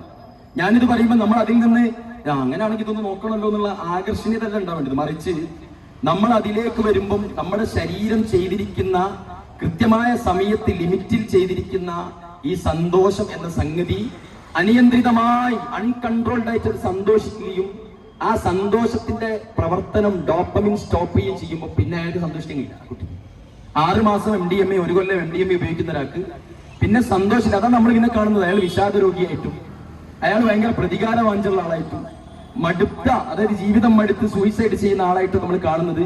അയാൾക്ക് പിന്നെ സന്തോഷിക്കാൻ ഓപ്ഷൻ ഇല്ല. ഞാനൊരൊറ്റ ഉദാഹരണം കൂടി പറയാം. നമ്മുടെ മാതാവിന്റെ അമ്മിഞ്ഞപ്പാലിൽ നിന്ന് നമ്മൾ സ്തന്യം നുകരുന്ന സമയത്ത് ഒരു ഓക്സിറ്റോസിൻ നമ്മൾ സ്വീകരിക്കുന്നുണ്ട് കുട്ടികൾ. ഒരു മൂത്ത ആൺകുട്ടി ആ സ്വീകരിച്ച ഓക്സിറ്റോസിൻ ആ മാതാവിന്റെ അടുത്ത കുട്ടി പെണ്ണാണെങ്കിൽ ആ പെണ്ണും സ്വീകരിക്കുകയാണ് അതേ ഓക്സിറ്റോസിൻ. ഒരേ മാതാവിന്റെ ഓക്സിറ്റോസിൻ ഒരാണും ഒരു പെണ്ണും സ്വീകരിച്ചു കഴിഞ്ഞാൽ ഒരിക്കലും ആ ആങ്ങൾക്ക് പെങ്ങളോട് ഈ പറഞ്ഞ ലൈംഗികമായ ഒരു ആകർഷണീയത ഉണ്ടാവില്ല. അതിനാണ് 2 വർഷം വൽവാലിദാത്തു യുർദിഅന ഔലാദഹുന്ന ഹൗലൈനി കാമിലൈൻ എന്ന് പരിശുദ്ധ ഖുർആൻ പറയുന്നുണ്ട്. നിങ്ങളുടെ കുഞ്ഞുങ്ങൾക്ക് 2 കൊല്ലം കൃത്യമായി മുലപ്പാൽ നൽകുക ഇസ്ലാമിന്റെ ഒരു നയമാണ്. അത് കിട്ടുന്നതിലൂടെ എന്താണ്, നമുക്കറിയാം പുരുഷനെ ദൈവം സൃഷ്ടിച്ചിരിക്കുന്നത് സ്ത്രീകളുടെ സ്ത്രൈണതയിൽ ആകർഷിപ്പിക്കുന്ന സിസ്റ്റത്തിലാണ്. പക്ഷെ നമുക്ക് നമ്മുടെ സ്വന്തം പെങ്ങളുടെ ശരീരഭാഗം കാണുമ്പോൾ ഒരു ആകർഷണീയതയും ഒരു ആണിന്, ഒരു സഹോദരന് വരാത്തത് എന്താ, ഒരേ ഓക്സിറ്റോസിൻ ഉള്ളത് കൊണ്ടാണ്. ഈ ഓക്സിറ്റോസിനെ പോലും പ്രിയപ്പെട്ടവരെ ഈ MDMA തകർക്കുന്നു. ഈ ഓക്സിറ്റോസിൻ തകരുന്നതോടുകൂടി, അതായത് ഒരു ഉമ്മാന്റെ പാല് കുടിച്ച കുട്ടിക്ക്, മകന് ആ ഉമ്മയോടൊരു ബന്ധം വരുന്നുണ്ട്, ഹോർമോൺ ഓഫ് ബോണ്ടിങ്. എത്രത്തോളം സയൻസിൽ പറയുന്നുണ്ട്, ഉമ്മാന്റെ പാല് കുടിച്ചിട്ടുണ്ടാകുന്ന ഹോർമോൺ ഓഫ് ബോണ്ടിങ് അതേ ബോണ്ടിങ് ബാപ്പനോട് ഉണ്ടാകുന്നതാണ്. ബാപ്പന്റെ പാല് കുടിച്ചിട്ടല്ല, ആ ബാപ്പന്റെ ഭാര്യയുടെ പാല് കുടിച്ചിട്ട് കിട്ടുന്ന ബോണ്ടിങ് പിതാവിനോട് ഉണ്ടാകുന്നതാണ്. അത് നമ്മുടെ മസ്തിഷ്കം ഹൈപ്പോതലാമസ് ചെയ്യുന്ന വലിയൊരു അത്ഭുതമാണ്. അതുകൊണ്ടാണ് ആയിരക്കണക്കിന് സ്ത്രീകളിൽ നിന്ന് നമ്മുടെ സ്വന്തം മാതാവിനെ കാണുമ്പോൾ നമുക്കൊരു വികാരം വരുന്നുണ്ട്, നമ്മുടെ ഉമ്മയാണ്. അത് കറുത്തതായാലും മെലിഞ്ഞതായാലും ഒരൽപ്പം കാണാൻ സുഖമില്ലാത്ത വൈകല്യമുള്ളവരായാലും സ്വന്തം മാതാവ് എന്ന് പറയുമ്പോൾ നമുക്ക് വരുന്നൊരു വികാരമുണ്ട്. ആ വികാരത്തെയും MDMA തകർക്കുന്നു. അതുകൊണ്ടാണ് ഈ മാതാവിനെ കൊല്ലുന്ന അവസ്ഥ ഉണ്ടായത്, അമ്മയെ കൊല്ലുന്ന അവസ്ഥ ഉണ്ടായത്. സ്വന്തം പെങ്ങളോട് വൈകാരികമായ ലൈംഗികമായ ദാഹം ഈ ഉപയോഗിക്കുന്ന ആൾക്ക് വരുന്നത് എന്തുകൊണ്ടാ, ഈ ഓക്സിറ്റോസിൻ അവിടെ തകരുന്ന. ഇത് തകർന്നു കഴിഞ്ഞാൽ പ്രിയപ്പെട്ടവരെ നമുക്ക് നിരന്തരമായി ഈ എക്സ്റ്റസി, ഉന്മാദം കിട്ടാൻ ഈ സാധനം വേണ്ടി വരും. അതോടുകൂടിയാണ് അയാൾ എന്ത് ചെയ്യുന്നത്, അതിന് അഡിക്റ്റ് ആകുന്നത്. അതുകൊണ്ടാണ് ഇവിടെ നമ്മളൊക്കെയും ശ്രദ്ധിക്കേണ്ടത് എന്താണെന്ന് വെച്ചാൽ, അവിടെ സ്നേഹം, അവൻ വിചാരിക്കുന്നു സ്നേഹം കിട്ടുന്നത് MDMAയിൽ നിന്നാണ്, സന്തോഷം കിട്ടുന്നത് MDMAയിൽ നിന്നാണ്, അവന് കിട്ടുന്ന എല്ലാ സുഖവും MDMAയിൽ നിന്നാണ് കിട്ടുന്നത് എന്ന് വരുന്നു. സ്വാഭാവികമാണ് എന്നെക്കാൾ അറിയുന്ന അധ്യാപകരുണ്ട് ഇവിടെ. സ്വാഭാവികമാണ് ആ സന്തോഷത്തിലേക്ക് കുട്ടി തെന്നി വീഴുന്നു എന്നുള്ളതാണ്. പ്രിയപ്പെട്ടവരെ, അങ്ങനെയാണ് ഇത് അഡിക്ഷൻ എന്ന്. പലപ്പോഴും നമ്മൾ ക്യാൻസർ ഒക്കെ കണ്ടുപിടിക്കുന്ന സമയത്ത് ആളുകൾക്ക് ഉണ്ട് എന്ന് പറയുമ്പോൾ നമ്മൾ അടുത്ത വാക്കെന്താ, ഏത് സ്റ്റേജാന്ന് നോക്കുമ്പോൾ ഒരു 4th സ്റ്റേജ് ആയി പോയിട്ടുണ്ട്. 1st ഉം 2nd ആരും കാണാറില്ല. ഇതേപോലെയാണ് MDMA. ഒരിക്കലും തന്നെ 1, 2, 3, 5, 10 തവണ ഉപയോഗിച്ചവനെ നമുക്ക് കൈപിടിച്ച് രക്ഷപ്പെടുത്താൻ സാധിക്കും. ഏതെങ്കിലും ഒരു കുട്ടിയെ രക്ഷപ്പെടുത്താൻ നമുക്ക് കഴിയുന്നില്ലെങ്കിൽ നമുക്ക് ഉറപ്പിക്കാം മാഷേ അത് 50-ലധികം ഉപയോഗിച്ചവനാണ്. അങ്ങനെയുള്ള ഒരാളെ നമുക്കൊന്നും ചെയ്യാനില്ല എന്നുള്ളതാണ് പ്രഥമോത്തരം. രണ്ടാമത്, ചെയ്യാനുണ്ടെങ്കിൽ ഒരുപാട് പണിയെടുത്താലേ അവൻ എന്തുള്ളൂ, തിരിച്ചു വരാൻ കഴിയുന്നുള്ളൂ. നമ്മൾ പലപ്പോഴും ആശ്വസിക്കാറുണ്ട്, ചില ആളുകൾ അഡിക്ഷനായി അവന് മാറി വന്നു എന്നൊക്കെ. അവനൊക്കെ ഒരു സ്റ്റാർട്ടർ മാത്രമാണ്. അവനൊരു സെയിൽസ്മാൻ കൂടി ആകുമ്പോഴേക്കും അവൻ എന്തായിരിക്കും വെച്ചാൽ ഒരു 50-ലധികം ഉപയോഗിച്ച ആളായിരിക്കും. അവനാണ് ശരിക്കുള്ള അഡിക്റ്റ് ബാധിച്ചിട്ടുള്ളത്. ആ അഡിക്ഷനെ തകർക്കാനുള്ള നിയമ സംവിധാനം ഇവിടെ ഉണ്ടോ എന്ന് വെച്ചാൽ സംശയമാണ്. ഡി അഡിക്ഷൻ സെന്ററുകളിൽ ഇതിനുള്ള സംവിധാനം ചോദിച്ചെന്താ, നമുക്കറിയാമോ, ചെറിയ ക്യാൻസർ ഉള്ള ആളുകളെ പെട്ടെന്ന് ഡിസ്ചാർജ് ചെയ്യും. വലിയൊരു ക്യാൻസറുകാരൻ ആ ഹോസ്പിറ്റലിൽ വന്നാൽ. നമ്മുടെ ഗവൺമെന്റ് സംവിധാനത്തിലും പോലീസിലും ഒക്കെ തന്നെ ഇതിന്റെ ഒരു പ്രത്യേകത എന്താ അറിയോ, നിയമം മൂലം നമുക്ക് ഇതിനെ മാറ്റാൻ കഴിയില്ല. കഴിഞ്ഞ ദിവസം മാഹിയിൽ ഒരു എക്സൈസ് ഇൻസ്പെക്ടർ പറഞ്ഞത്, ഈ ഡ്രഗ്സും MDMA-യും അത് കേന്ദ്രത്തിന്റെ കൺട്രോളിലാണ്. അതിന്റെ നിയമം ഉണ്ടാക്കിയത് കേന്ദ്രത്തിലാണ്. ഈ അബക്കാരി നിയമം ഉണ്ടാക്കിയത് കേരളത്തിലാണ്. ആ കേരളത്തിൽ ഉണ്ടാക്കിയ നിയമം പോലും ഇവിടെ ഒന്നും ചെയ്യാൻ കഴിയുന്നില്ല. പിന്നെ എങ്ങനെയാണ് കേന്ദ്രത്തിലെ നിയമത്തെ മാറ്റം വരുത്താനോ അല്ലെങ്കിൽ യൂട്ടേൺ അടിച്ച് കൊണ്ടുവരാനോ നമുക്ക് സാധിക്കില്ല എന്നുള്ളതാണ് വസ്തുത. അതുകൊണ്ട് ഇവിടെ ജനം ഉത്ബുദ്ധരാകുക, സമൂഹം ഉണരുക, എല്ലാവരുടെയും പ്രശ്നമാണ് ഇത് എന്ന് ഉറപ്പിച്ചുകൊണ്ട്, മതം നോക്കാതെ, ഇവിടുത്തെ അത്താണിയിലെ ഹിന്ദുവായ സഹോദരനോടും ക്രിസ്ത്യാനിയായ സഹോദരനോടും മുസ്ലിമായ സഹോദരനോടും പറയാനുള്ളത്, ഇത് നമ്മുടെ എല്ലാവരുടെയും പ്രശ്നമാണ്. ഈ കവലയിൽ നടക്കുന്ന, ഈ സായം സന്ധ്യയിൽ നടക്കുന്ന ശബ്ദം താടി വെച്ചിരിക്കുന്ന കുറച്ച് മാപ്പിളമാരുടെ എന്തോ പരിപാടിയാണ് എന്ന് ചിന്തിക്കുന്നവരോടാണ്. നിങ്ങൾക്ക് കയറി വരാം. ഈ സദസ്സിലേക്ക് കടന്നു വന്ന് നമ്മുടെ വീട്ടിൽ വന്നിരിക്കുന്ന അല്ലെങ്കിൽ വന്നുകൊണ്ടിരിക്കുന്ന വരാൻ സാധ്യതയുള്ള വൻ ദുരന്തത്തെ, അതിനെപ്പറ്റിയുള്ള ചർച്ചയാണ് പ്രഗത്ഭമതികളായ ആളുകളുടെ സാന്നിധ്യത്തിൽ ഇവിടെ നടക്കുന്നത്. ഈ അത്താണിയങ്ങാടിയിലെ മുഴുവൻ ആളുകളെയും ഈ സദസ്സിലേക്ക് ഒന്നുകൂടെ ഞാൻ സ്വാഗതം ചെയ്യാണ്. കാരണം അത്രയും പ്രസക്തമായ വിഷയമാണ് ഇവിടെ കൈകാര്യം ചെയ്യുന്നത്. ഈ അഡിക്ഷൻ എന്ന വിഷയം ഏതൊരു ലഹരിയിലും, നേരത്തെ മാഷി വായിച്ച പ്രവാചക വചനം കുല്ലു മസ്കരിൻ ഹറാം, ഏതൊരു ലഹരിയും നിരോധിച്ചു. അതേപോലെ തന്നെ അല്ലാഹുവിന്റെ റസൂൽ പറഞ്ഞു, മദ്യം തിന്മയുടെ മാതാവാണ്. അദ്ദേഹം ആ വചനവും പറഞ്ഞു. എത്ര പ്രഗത്ഭ, അതായത് ലഹരിയെ പറ്റി 1444 വർഷങ്ങൾക്ക് മുമ്പ് പ്രവാചകൻ പറഞ്ഞു. ഇന്ന് ആളുകൾ ബോധ്യവാന്മാരാണ്. ഏറ്റവും വലിയ മാരകമായ തിന്മയാണ് നമ്മളിവിടെ എന്ത് ചെയ്യുന്നത്, പ്രതിരോധിക്കുന്നത്. ആ പ്രതിരോധത്തിലേക്ക് വന്നിരിക്കുന്ന മുഴുവൻ ആളുകൾക്കും സ്വാഗതം പറഞ്ഞുകൊണ്ട് ഈ അടുത്ത ചർച്ചയിലേക്ക് ഞാൻ എല്ലാവരെയും ക്ഷണിക്കുകയാണ്. സമയം വളരെ പരിമിതിയാണ്. നമ്മൾ അടുത്തൊരു ചോദ്യം ജോബി സാറാണ്. സാറ് പിന്നെ ഞാൻ പറഞ്ഞ കഴിഞ്ഞ ഏതാനും ദിവസങ്ങൾക്ക് മുമ്പേ മോളുടെ സ്കൂളിലേക്ക് ഒരു പേരൻസ് മീറ്റിങ്ങിന് പങ്കെടുത്തപ്പോൾ അവിടുത്തെ മെയിൻ അധ്യാപിക വളരെ സങ്കടത്തോടു കൂടി പറഞ്ഞൊരു വാചകമാണ്, പലപ്പോഴും രക്ഷിതാക്കളെടുത്ത് നമ്മൾ പല വിഷയങ്ങളും സൂചിപ്പിക്കുമ്പോൾ അവിടുത്തെ കുട്ടികളിൽ കാണുന്നു, ചിലപ്പം അവർക്ക് അവരുടെ കൺട്രോളിൽ കൊണ്ടുവരാൻ പറ്റാത്ത പല കാര്യങ്ങളാണ് ഇപ്പോഴത്തെ കുട്ടികളിൽ കാണുന്നത്. പലപ്പോഴും ഇത് പാരൻസിൻ്റെ അടുത്ത് പറയുന്ന സമയത്ത് എൻ്റെ കുട്ടി അങ്ങനത്തെ ഒരു കാര്യത്തിലേക്ക് പോകില്ല, ആ കുട്ടിക്ക് എന്തുണ്ട്, കൃത്യമായിട്ടുള്ളൊരു അവയർനെസ് ഞാൻ കൊടുത്തിട്ടുണ്ട് എന്നുള്ള ഒരു ഓവർ കോൺഫിഡൻസ് പലപ്പോഴും നമ്മുടെ രക്ഷിതാക്കളിലുണ്ട്. അപ്പം ഞാനടക്കമുള്ള രക്ഷിതാക്കൾ ചിന്തിച്ചു പോകുന്നതാണ്, എൻ്റെ കുട്ടി അതിൽ പെടില്ല, എൻ്റെ കുട്ടി അങ്ങോട്ട് പോകില്ല എന്നുള്ളത്.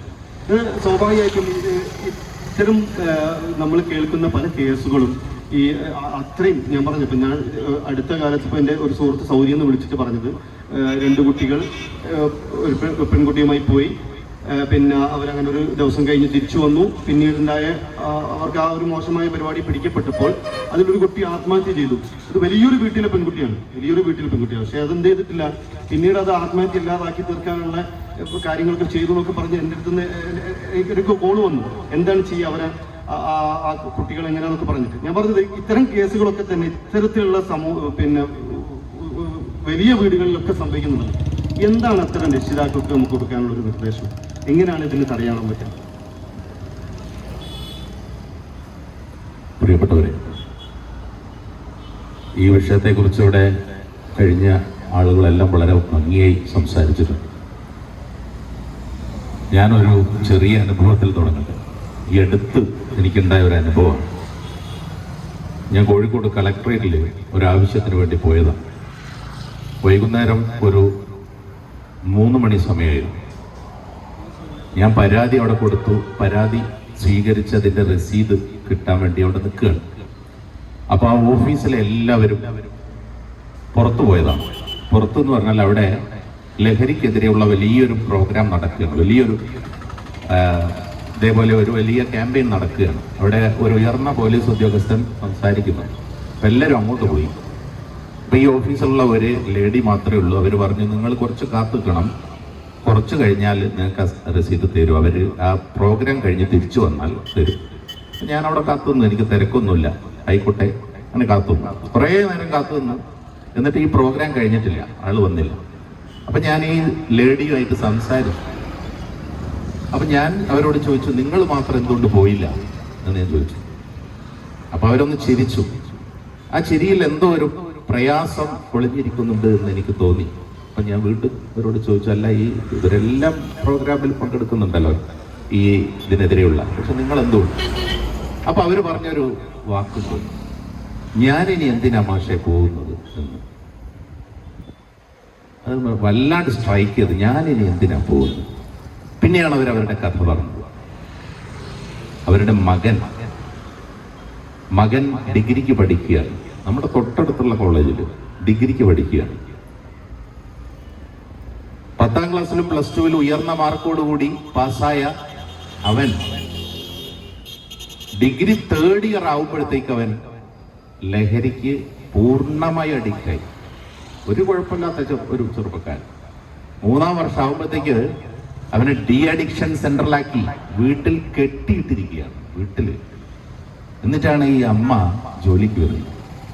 വൈകുന്നേരം 5 മണിക്ക് ഞാൻ കൗൺസിലിങ്ങിന് പോവുകയാണ്. ദിവസം അവർ പറയുക, സത്യത്തിൽ എൻ്റെ ജീവിതത്തിൽ ഈ അടുത്ത കാലത്തുണ്ടായ അനുഭവങ്ങളിൽ ഏറ്റവും തീക്ഷ്ണമായ ഒരു അനുഭവമാണിത്.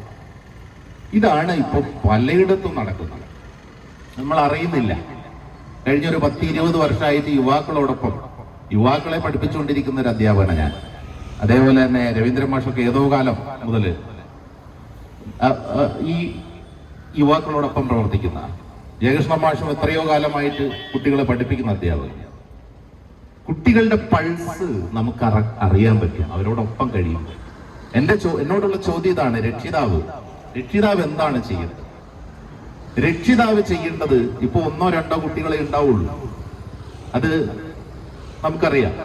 ആ കുട്ടികൾ ഒറ്റപ്പെടുകയാണ്. മുമ്പൊക്കെ ഒരു മുറിയിൽ 5-6 പേര് കഴിഞ്ഞിരുന്ന ഒരു കാലത്ത് നിന്ന് നമ്മൾ തിരിച്ച് നമ്മുടെ എല്ലാ മാറ്റങ്ങളും നേരെ തിരിച്ചാണ്. ഇപ്പോൾ 5-6 മുറികളിലായിട്ട് 1-2 പേര് കഴിയുക. ബന്ധമില്ല. അച്ഛൻ, അമ്മ, കുട്ടികൾ ഇവർ തമ്മിൽ ഓരോ സമയങ്ങളിലായിട്ട് വരുന്നു എന്നല്ലാതെ പരസ്പര ബന്ധമില്ല. ഒന്നിച്ച് ഭക്ഷണം കഴിക്കുന്നുണ്ടോ? ഒന്നിച്ച് പ്രാർത്ഥിക്കണം എന്നുള്ളത് എല്ലാ മതങ്ങളും പഠിപ്പിക്കുന്നതാണ്. വൈകുന്നേരം സന്ധ്യാപ്രാർത്ഥന, എന്താ അതിന്റെ ഉദ്ദേശം? സത്യത്തിൽ ഈ എല്ലാവരും വന്ന് ചേരി അവന്റെ അവസ്ഥ എന്താണെന്ന് മനസ്സിലാക്കുക, അവൻ ഏത് രീതിയിലാണുള്ളത്. അതുകൊണ്ട് സന്ധ്യാപ്രാർത്ഥനയിൽ എല്ലാവരും പങ്കെടുക്കണം എന്നുള്ള എല്ലാ മതങ്ങളും പറയുന്നുണ്ട്. ക്രിസ്തു മതത്തിലുണ്ട്, ഇസ്ലാം മതത്തിലുണ്ട്. സന്ധ്യയ്ക്ക് നാമം ചൊല്ലണമെന്ന് ഹൈന്ദവ മതത്തിലും പറയുന്നുണ്ട്. ഇതിലൊരു അടിസ്ഥാനമുണ്ട്. അത് കഴിഞ്ഞ് ഭക്ഷണം കഴിക്കുക ഒന്നിച്ച്, മക്കളെല്ലാം വരട്ടെ, അച്ഛൻ ബാപ്പ കാത്തുക്കും, അമ്മ പറയൂ എല്ലാവരും വരട്ടെ. ഇപ്പൊ അതുണ്ടോ? അന്ന് ഒന്നിച്ച് ഭക്ഷണം കഴിക്കുന്നുണ്ടോ?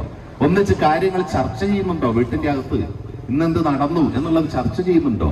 ഇത് തന്നെയാണ് ആദ്യം രക്ഷിതാവ് ചെയ്യേണ്ടത്. രക്ഷിതാവ് മൊബൈലില്, കുട്ടികൾ മൊബൈലില്, ഓരോ റൂമില് മൊബൈലില്. ഇതാണ് അവസ്ഥ. മൊബൈൽ ഏറ്റവും തീവ്രമായ അഡിക്ഷനാണ് ഉണ്ടാക്കുന്നത്. റീൽസ്, ഷോർട്സ്, ഇതൊക്കെ പറഞ്ഞു. അതാണ് നമ്മുടെ നേരത്തെ നമുക്ക് തന്നിട്ടുള്ള വിഷയത്തിലുള്ളത്. അതൊക്കെ എങ്ങനെ ബാധിക്കുന്നു എന്നുള്ളതാണ്. ഏറ്റവും പെട്ടെന്ന് കണക്ട് ചെയ്യുന്നത്, കുട്ടികളെ ലഹരിയിലേക്ക് കണക്ട് ചെയ്യുന്ന സാധനം മൊബൈലാണ്. ആ അമ്മ പറഞ്ഞൊരു കാര്യം, ഞാൻ റൂമിന്റെ അകത്ത് കെട്ടിയിട്ടു, റൂമിന്റെ അകത്തുനിന്ന് പുറത്തു പോകാതിരിക്കാൻ.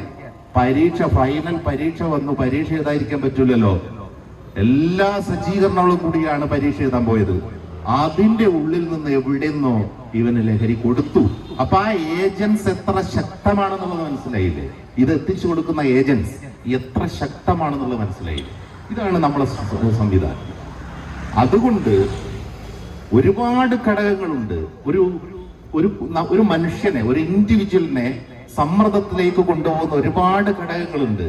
ആ ഘടകങ്ങൾ ഓരോന്നും വർദ്ധിച്ചു വരിക. വിദ്യാഭ്യാസം ഏറ്റവും സമ്മർദ്ദമാണ് ഉണ്ടാക്കുന്നത്. പണ്ട് വിദ്യാഭ്യാസം ഒരു റിലാക്സ്ഡ് വേയിലായിരുന്നു പോയിരുന്നത്. നമ്മളൊക്കെ പഠിച്ചത് നമുക്കൊരിക്കലും സമ്മർദ്ദം ഉണ്ടാക്കിയില്ല. പക്ഷെ ഇപ്പൊ അത് വലിയ സമ്മർദ്ദം ഉണ്ടാക്കുന്നത്. ഒരു MBBS വിദ്യാർത്ഥി ഓരോ വർഷവും എത്ര പുസ്തകങ്ങൾ പഠിക്കണം, എത്ര മണിക്കൂർ ചെലവിടണം. ഒരു ദിവസം 10 മണിക്കൂറിലേറെ അയാൾ പഠിക്കാൻ വേണ്ടി ഉപയോഗിക്കണം. ഈ 10 മണിക്കൂർ സ്വാഭാവികമായി പഠിക്കാൻ കഴിയാതെ വരുമ്പോ കൂടുതൽ എനർജി ഉണ്ടാക്കാൻ വേണ്ടി മറ്റ് സംവിധാനങ്ങൾ തേടുന്നു. ഒരു കളിക്കാരൻ അവൻ ഉദ്ദേശിക്കുന്ന തരത്തിലുള്ള പെർഫോമൻസ് പോരാ എന്ന് തോന്നുമ്പോൾ അവൻ അധിക എനർജിക്ക് വേണ്ടി മറ്റു പലതിനെ ആശ്രയിക്കുന്നു. രാസലഹരികൾ, ഇവിടെ രവീന്ദ്രൻ മാഷ് പറഞ്ഞു മദ്യത്തിനൊരിക്കലും എതിരല്ല നമ്മൾ, പക്ഷേ മദ്യത്തേക്കാൾ മാരകമാകുന്നത് രാസലഹരികളാണ്. അതെന്തുകൊണ്ടാന്ന് വെച്ചാൽ വളരെ കുറഞ്ഞ കാലം കൊണ്ട് ഒരു മനുഷ്യന്റെ ബ്രെയിൻ സിസ്റ്റത്തെ തകർക്കുകയും ആരോഗ്യ സംവിധാനത്തെ തകർക്കുകയും ചെയ്യാൻ രാസലഹരികൾക്ക് സാധിക്കും. ആ രാസലഹരികളാണ് നമ്മളെ ഭീകരമായി കൊണ്ടുപോകുന്നത്. അത് ചിലപ്പോൾ ഒരു മിഠായിൽ തുടങ്ങുന്നതായിരിക്കും, ഒരു മിഠായി തുടങ്ങിയതായിരിക്കാം. അതിന് ചിലപ്പം പ്രണയം ഒരു മറയായി മാറിയിട്ടുണ്ടാവാം, അല്ലെ മറ്റെന്തെങ്കിലും, അത് സൗഹൃദം മറയായി മാറിയിട്ടുണ്ടാവാം. ഇങ്ങനെ പല പല രൂപത്തിൽ ഈ രാസലഹരികൾ നമ്മളെ ബാധിക്കുന്നുണ്ട്. ഇത് അപകടകരമാണ്. ഏറ്റവും ആരംഭം രക്ഷിതാക്കൾ തന്നെയാണ്. രക്ഷിതാക്കൾ ചെയ്യേണ്ടത് മക്കളുമായി അടുത്ത ബന്ധം സ്ഥാപിക്കുക എന്നുള്ളതാണ്. എപ്പോഴും ഫോൺ വിളിക്കുന്നത് മാത്രമല്ല, അടുത്ത് ഇടപെടുക. അവൻ എങ്ങനെയാണ്, അവന്റെ ഓരോ കാര്യങ്ങളിൽ ഇടപെടുക, അവന്റെ വിദ്യാഭ്യാസത്തിൽ, അവന്റെ സമ്മർദ്ദങ്ങളിൽ, അവന്റെ പ്രയാസങ്ങളിൽ ഒക്കെ ഇടപെടുക എന്നുള്ളതാണ് ആദ്യം ചെയ്യേണ്ടത്. വളരെ വിജിലന്റ് ആയിരിക്കണം. പിന്നെ ഓവറായിട്ട് നമ്മൾ ആരെയും എന്ത് ചെയ്യണ്ട, ആരെയും, അതായത് നമുക്ക് അങ്ങനെ ഒരു പ്രതീക്ഷ വേണ്ട. എന്റെ മകൻ അത് ചെയ്യില്ല എന്നുള്ളൊരു പ്രതീക്ഷ ഒരിക്കലും ചെയ്യരുത്. ഓരോന്നും പരിശോധിക്കണം. ഇതിന്റെ അകത്ത് എഴുതിയിട്ടുണ്ട് lunch box, bag, water bottle എല്ലായിടവും ഇടയ്ക്കൊക്കെ ഒന്ന് ചെക്ക് ചെയ്യുന്നത് നല്ലതാണ്. സ്കൂളിലെ അധ്യാപകർക്കും പറ്റും. അധ്യാപകർക്ക് ഇതിന് സമയം കിട്ടുന്നില്ല എന്നുള്ളത് മറ്റൊരു കാര്യമാണ്. അധ്യാപകർക്ക് നിങ്ങൾക്കറിയാലോ, ഒരു ക്ലാസ്സിൽ 10-50 കുട്ടികൾ, അവരുടെ കാര്യം ഇതെല്ലാം നോക്കുന്നതിന്റെ ഇടയിൽ എവിടുന്ന സമയം കിട്ടുക? നേരത്തെ ജയകൃഷ്ണൻ മാഷ് പറഞ്ഞത് വളരെ പ്രധാനപ്പെട്ട ഒരു കാര്യമാണ്. ഒന്ന്, നമുക്ക് ലഹരിക്ക് അപ്പുറത്തൊരു ബദൽ സംവിധാനം ഇല്ല എന്നുള്ളതാണ്. നമുക്ക് ലഹരിയായിരുന്നു മറ്റ്, വായന ലഹരിയായിരുന്നു ഒരു കാലത്ത്, കളികൾ ലഹരിയായിരുന്നു ഒരു കാലത്ത്, ക്ലബ്ബുകൾ ലഹരിയായിരുന്നു. ഈ അത്തോളിൽ തന്നെ ക്ലബ്ബുകൾ ലഹരിയായിരുന്നു. നമുക്കൊക്കെ അറിയാം എത്ര ക്ലബ്ബുകൾ ഉണ്ടായിരുന്നു. അത് ലഹരിയായിരുന്നു. കലാപ്രവർത്തനം ലഹരിയായിരുന്നു. ഇവിടെ സാംസ്കാരിക പ്രവർത്തനം ലഹരിയായിരുന്നു. ഇന്ന് ആ ലഹരികൾ ഇല്ലാതായി. ബദലില്ല. ബദൽ എന്ന് പറഞ്ഞ ഒരു ആൾക്ക് സന്തോഷം തകരാൻ ഇതേ ഉള്ളൂ എന്ന് പുതിയ തലമുറ വിചാരിക്കുകയാണ്. അതിനോടൊപ്പം ഒരു കാര്യം കൂടി ഞാൻ കൂട്ടിച്ചേർക്കട്ടെ. വിദ്യാഭ്യാസത്തിൽ ധാർമ്മിക മൂല്യങ്ങൾ ഉൾപ്പെടുന്ന പാഠങ്ങൾ ഇവിടെ. ഞാൻ ഇസ്ലാം മതത്തെ കുറിച്ച് പഠിച്ചത് വേറെ എവിടുന്നല്ല. ഖലീഫ ഉമർ, 2ാം ക്ലാസ്സിൽ ഖലീഫ ഉമറിനെ കുറിച്ച് പറയുന്ന ഒരു പാഠമുണ്ട്. ആ പാഠത്തിൽ പറയുന്നത്, നിങ്ങൾ ഭക്ഷണം കഴിക്കുന്നതിന് മുമ്പ് നിങ്ങളുടെ തൊട്ടടുത്തുള്ള 7 വീടുകളിൽ പോയി നോക്കൂ, അവിടെ അടുപ്പ് പുകയുന്നുണ്ടോ എന്ന് നോക്കിയിട്ടേ നിങ്ങൾ ഭക്ഷണം കഴിക്കാവൂ എന്ന് പറഞ്ഞ ആ ഒരു വലിയ ആശയത്തിൽ നിന്നാണ് ഇസ്ലാം മതത്തിന്റെ മഹത്വം ഞാൻ മനസ്സിലാക്കിയത്. ഈ മൂല്യങ്ങളുള്ള പാഠങ്ങൾക്ക് ആ ചെറു പ്രായത്തിൽ കുട്ടികളുടെ ബ്രെയിനിനെ സ്വാധീനിക്കാൻ കഴിയും. തീർച്ചയായിട്ടും ഇപ്പോ നമ്മളെ പാഠപുസ്തകങ്ങളിൽ അത്തരത്തിലുള്ള മൂല്യ ഉള്ള പാഠങ്ങൾ അളവ് കുറയുന്നുണ്ട്. ഉണ്ടോ ഇല്ല എന്ന് ഞാൻ പറയുന്നില്ല, കുറയുന്നു. അത് പഠിപ്പിക്കാനുള്ള ഒരു താല്പര്യവും കുറയുന്നുണ്ട്. തീർച്ചയായിട്ടും ഇതൊക്കെ ചെറുപ്രായത്തിൽ കൊണ്ടുവരണം. ഈ ചെറുപ്രായത്തിൽ തന്നെ മൊബൈലിന്റെ ഈ രൂക്ഷമായിട്ടുള്ള റീൽസ് എങ്ങനെയാണ് നമ്മളെ അഡിക്റ്റ് ആക്കുക എന്നുള്ളതിൽ ഭയങ്കര ഭീകരമായിട്ടാണ്. കാരണം വളരെ സെക്കൻഡുകൾ കൊണ്ട് നമ്മൾ കണ്ടു തീർക്കുകയാണ്. നമ്മളെ ബ്രെയിൻ ഇങ്ങനെ ഫാസ്റ്റ്ലി ദൃശ്യങ്ങൾ കാണാനുള്ള താല്പര്യമാണ്. അങ്ങനെ റീൽസ് സ്ഥിരമായി കാണുന്ന ഒരു കുട്ടിക്ക് ക്ലാസ്സിൽ ശ്രദ്ധയോടെ കൂടി ഇരിക്കാനാവോ? അറ്റൻഷൻ ഉണ്ടാവോ? ഒരു അറ്റൻഷൻ ഉണ്ടാക്കാൻ ഒരു ടീച്ചർക്കും ആ അത്ഭുതം ഉണ്ടാക്കാൻ പറ്റില്ല. ഒരു ടീച്ചർ എത്ര സമർത്ഥനായ ടീച്ചറായാലും അയാൾ ഈ കാര്യങ്ങൾ പഠിപ്പിക്കുന്നതിൽ കുറച്ച് ടൈം എടുക്കും. എന്നിട്ട് പറയും ആ ഒരു ലാഗാന്ന് പറയാം. ഇത് സജീവമായി നിങ്ങൾ കുട്ടികളോടൊപ്പം ഇടപെടുന്നുണ്ടെങ്കിൽ നിങ്ങൾക്ക് മനസ്സിലാവും നമുക്ക് ഓരോ ഇടത്തും പ്രയാസമാണ്. പിന്നെ എങ്ങനെയാ ലഹരി ഉപയോഗിക്കുന്നതെന്നൊക്കെ കുട്ടികൾ പറഞ്ഞു തരും. ഞാൻ പഠിപ്പിച്ചുകൊണ്ടിരിക്കുന്ന ഡിഗ്രി PG കുട്ടികളെയാണ് വർഷങ്ങളായി. അവർ പറയും എവിടെയാണ് എങ്ങനെയാണ് ഇവർ ഉപയോഗിക്കുന്നത് എന്നൊക്കെ. അപ്പൊ ഞാൻ അവരോട്, ഞാൻ NSSന്റെ പ്രോഗ്രാം കോർഡിനേറ്റർ കൂടിയാണ്, ഓഫീസർ കൂടിയാണ്. അപ്പൊ ഞാൻ ഈ കുട്ടികളോട് ചോദിക്കും, അല്ലടോ നിങ്ങളിത് ഉപയോഗിക്കുന്നുണ്ടോ? ഞാൻ ഉപയോഗിക്കുന്നില്ല എന്നവർ പറയും. പക്ഷെ അതിന്റെ സകല ചരിത്രവും എവിടെ, ആര്, എങ്ങനെയെന്നൊക്കെ അവർക്കറിയാം. ഇതെങ്ങനെയാണ് ഈ വിവരങ്ങൾ കിട്ടുന്നത്? വലിയ വിദ്യാഭ്യാസം ഇതിന്റെ പിന്നിൽ നടക്കുന്നത്. നമ്മളിപ്പോ ഇവിടെ വിളിച്ചു കൂട്ടിയ ആളുകൾ ഇത്രയും പേര് ഇരിക്കുന്നുണ്ട്, കുറച്ചു പേര് അപ്പുറത്തൊന്നും കാണുന്നുണ്ട്. ഇതിനപ്പുറത്തേക്ക് ഒരു നെറ്റ്വർക്ക് സംവിധാനത്തിലേക്ക് കൊണ്ടുപോകാൻ ലഹരി പ്രവർത്തകർക്ക്, മാഫിയകൾക്ക് സാധിക്കുന്നുണ്ട്. ഈ ഒരു ഇതിനെ മറികടക്കാൻ നമുക്ക് സാധിക്കണം. ഇന്ത്യയിലെ 6,40,000-ഓളം വരുന്ന ഗ്രാമങ്ങളുണ്ട്. ആ ഗ്രാമങ്ങൾ മുഴുവൻ സ്വയം പര്യാപ്തമായാൽ ഇന്ത്യ രക്ഷപ്പെട്ടു. ആ ഗ്രാമങ്ങളിൽ മുഴുവൻ ലഹരിക്കെതിരെയുള്ള പ്രവർത്തനങ്ങൾ വന്നാൽ ഇന്ത്യ രക്ഷപ്പെട്ടു. APJ പറഞ്ഞ ഒരു കാര്യമുണ്ട്, ഇനി ലോകത്തിന്റെ ഭാവി ഇന്ത്യയിലാണ്. കാരണം ഏറ്റവും കൂടുതൽ യുവാക്കളുടെ അനുപാതമുള്ള ഒരു രാജ്യം. അതുകൊണ്ട് അടുത്ത ലോകശക്തി ആര് എന്നതിൽ സംശയമില്ല. പക്ഷെ ഒരു കുഴപ്പമുണ്ട്, അവിടുത്തെ ഈ ഹ്യൂമൻ റിസോഴ്സസിനെ മുഴുവൻ തകർത്താൽ പിന്നെ എന്ത് ചെയ്യും? അതുകൊണ്ട് ഈ ലഹരിക്ക് പിന്നിൽ പ്രവർത്തിക്കുന്ന രാഷ്ട്രാതീതമായ ശക്തി കൂടി ഉണ്ട് എന്നുള്ളത് നമ്മൾ ഓർക്കണം. ഇതിന്റെ പിന്നിൽ നമ്മളെ രാജ്യത്തെ തകർക്കാനുള്ള ശ്രമം കൂടിയുണ്ട്. ഇവിടുത്തെ ഹ്യൂമൻ റിസോഴ്സിനെ തകർത്താൽ തീർച്ചയായിട്ടും ഇനി വരാൻ പോകുന്ന ഇന്ത്യയുടെ വളർച്ച കൂടി തടയാൻ പറ്റും. അതുമുണ്ട് ഇതിന്റെ പിന്നിൽ. എല്ലാ സമസ്ത മേഖലകളിലും കടന്നു ചെന്ന് നമ്മൾ ശക്തമായി പ്രവർത്തിക്കുകയും പ്രതിരോധിക്കുകയും വേണം. നേരത്തെ സാറ് പറഞ്ഞത് ശരിയാണ്. ഇവിടെ പലരും പുറത്തുനിന്ന് നോക്കുകയാണ്, ഇത് ആരുടെയോ പരിപാടിയല്ല, ഇത് നമ്മളെ പരിപാടിയാണ്. നമ്മളെ വീട്ടിൽ ഉള്ള അവസ്ഥയാണ് ഇപ്പോൾ. ഓരോ വീടും എത്ര സങ്കടത്തിലാണ് കഴിയുന്നതെന്നറിയോ? ഈ കൗൺസിലിംഗ് മേഖലയിലൊക്കെ പ്രവർത്തിക്കുന്നതുകൊണ്ട് എനിക്ക് മനസ്സിലാവും, ഓരോ രക്ഷിതാവും എത്ര സങ്കടത്തോടെയാണ് വരുന്നത്. നന്നായി പഠിച്ചുകൊണ്ടിരിക്കുന്ന കുട്ടി പെട്ടെന്ന് ആ കുട്ടിക്ക് എന്തോ പറ്റി, എല്ലാം തകർന്നു, പഠനത്തിൽ താല്പര്യമില്ല, ശ്രദ്ധയില്ല. ഈ ഒരു അവസ്ഥ ഇന്നല്ലെങ്കിൽ നാളെ നമ്മളെ അടുത്തേക്ക് കടന്നു വരുന്നുണ്ട്. അതിനെ ചെറുത്ത് നിൽക്കണമെങ്കിൽ രാഷ്ട്രീയ മത സംഘടനകളെല്ലാം ഒന്നിക്കണം, എല്ലാവരും ശക്തമായി പ്രവർത്തിക്കണം. സർക്കാർ അതിനു വേണ്ടിയുള്ള ശ്രമം നടത്തണം. നിയമങ്ങളിലും മാറ്റങ്ങൾ വരുത്തേണ്ടതുണ്ട്. നേരത്തെ പറഞ്ഞ രവീന്ദ്രൻ മാഷ് പറഞ്ഞതുപോലെ 1 ഗ്രാം ഒരു പ്രശ്നമല്ല, 1 കിലോ ആണ് പ്രശ്നം. ഇത് ശരിയല്ല, എല്ലാം പ്രശ്നം തന്നെയാണ്. പിടിക്കപ്പെട്ടാൽ അവന് ശിക്ഷ ലഭിക്കണം, ശിക്ഷ സംവിധാനം ശക്തമായിരിക്കണം. ഈ തരത്തിലുള്ള എല്ലാ കാര്യങ്ങളും വേണം എന്നുള്ളത് ഇവിടെ ഞാൻ പറയട്ടെ.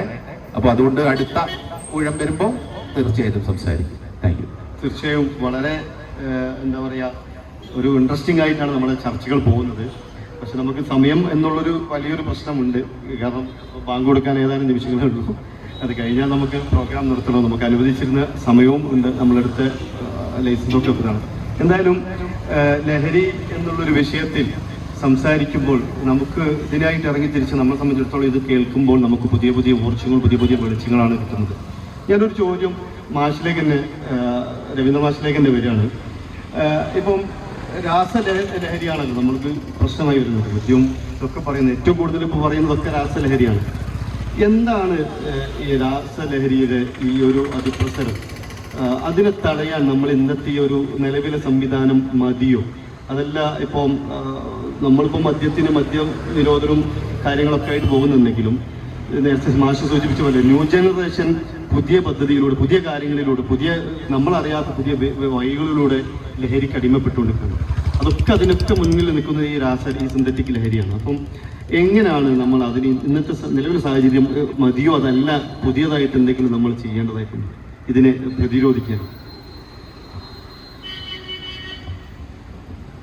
തീർച്ചയായും ഇന്ത്യയിൽ സംശയമുണ്ട്, 29 സംസ്ഥാനങ്ങളുണ്ട്. അതിൽ ഒരു സംസ്ഥാനമാണ് കേരളം. അല്ല, 28 സംസ്ഥാനങ്ങളിൽ ഒന്നാണ് കേരളം. ഇവിടെ 3,40,00,000 ജനങ്ങളാണ് ആകെയുള്ളത്. ഇന്ത്യയിലപ്പോൾ 27 സംസ്ഥാനങ്ങളിൽ ഇല്ലാത്ത, അല്ലെങ്കിൽ ഗുരുതരമല്ലാത്ത, പഞ്ചാബിൽ നേരത്തെ ഉണ്ടായിരുന്നു ഒരു വിഷയം ഇപ്പോൾ കേരളത്തിൽ ആസന്നമായിരിക്കുകയാണ്. അത് ഗൗരവമായി പരിശോധിക്കേണ്ട കാര്യമാണ്. നമ്മുടെ നിലപാടിലും നമ്മെ ഭരിക്കുന്നവരുടെ നിലപാടിലുമൊക്കെ ലഹരിക്കെതിരായ നിലപാടിൽ മാറ്റം വരേണ്ടതുണ്ട്, ഗൗരവമായ മാറ്റം വരേണ്ടതുണ്ട്. ലഹരിക്കെതിരെ, മദ്യത്തിനെതിരെ എന്നൊക്കെ പറയും. സുകരമായ നയങ്ങളൊന്നും പോരാ, കർക്കശമായ നിയമങ്ങൾ തന്നെ വേണം എന്നാണ് ബുദ്ധിയുള്ളവർ പറഞ്ഞത്. അവൈലബിലിറ്റിയാണ് പ്രശ്നം, ലഭ്യതയാണ് പ്രശ്നം എന്ന മലയാളം.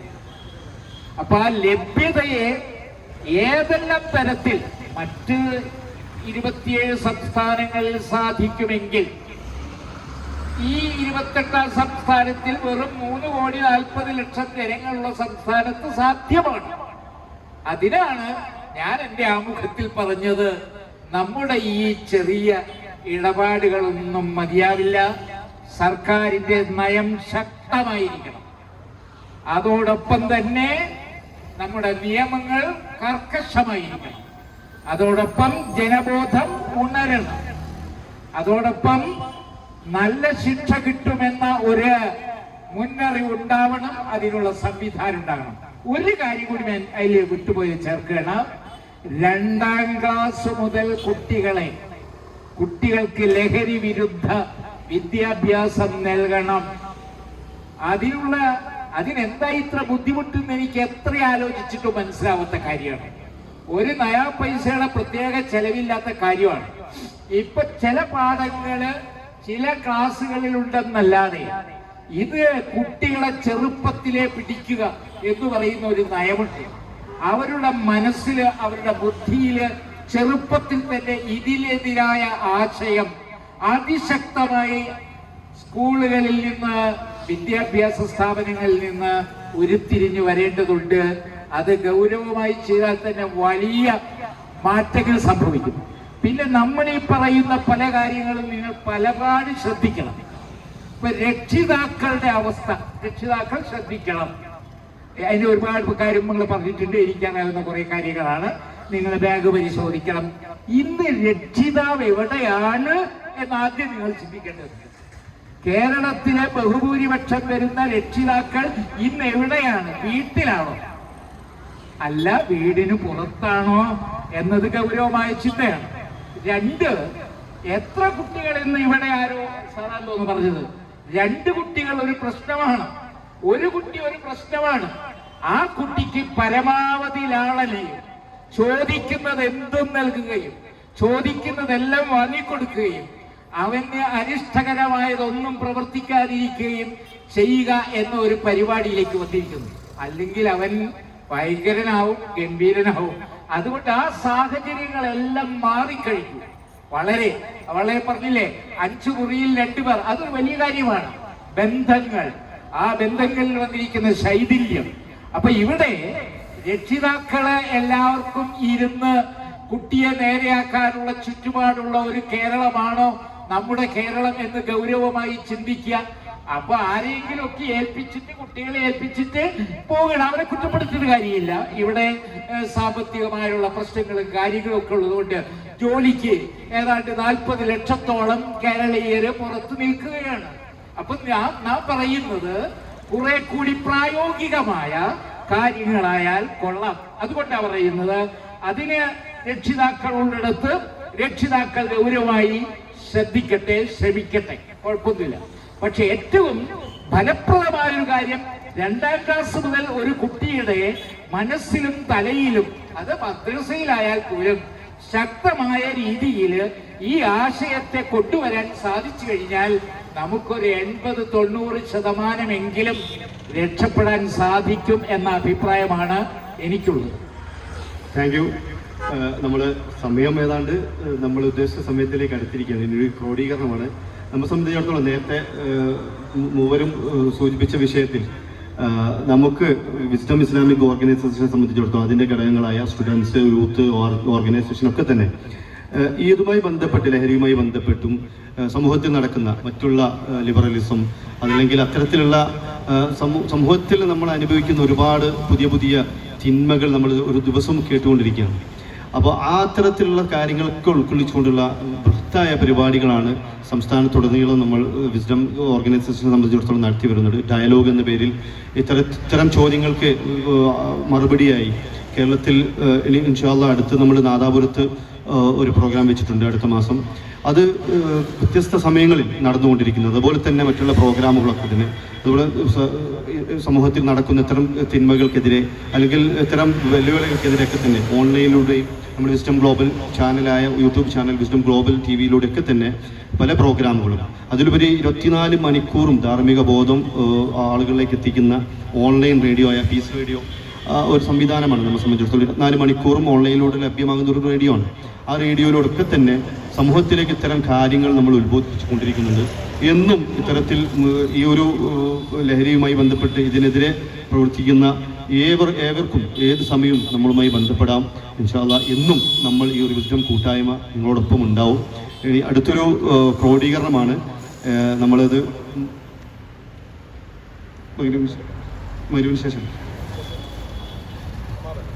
മഗ്‌രിബിന് ശേഷം നമുക്ക് ബാങ്ക് കൊടുക്കാൻ സമയമായി. അതുകൊണ്ട് ഈ ക്രോഡീകരണം നമസ്കാരത്തിന് ശേഷമായിരിക്കും.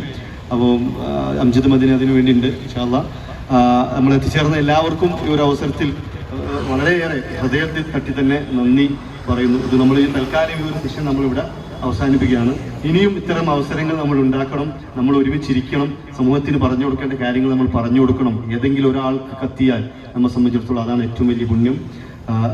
ഒരിക്കൽ കൂടി എത്തിച്ചേർന്ന എല്ലാവർക്കും നന്ദി പറഞ്ഞുകൊണ്ട് ഈ ഒരു സെഷൻ നമ്മൾ താൽക്കാലികമായി വിടവാങ്ങുകയാണ്. അടുത്തത് മഗ്‌രിബിന് ശേഷം ഇൻഷാ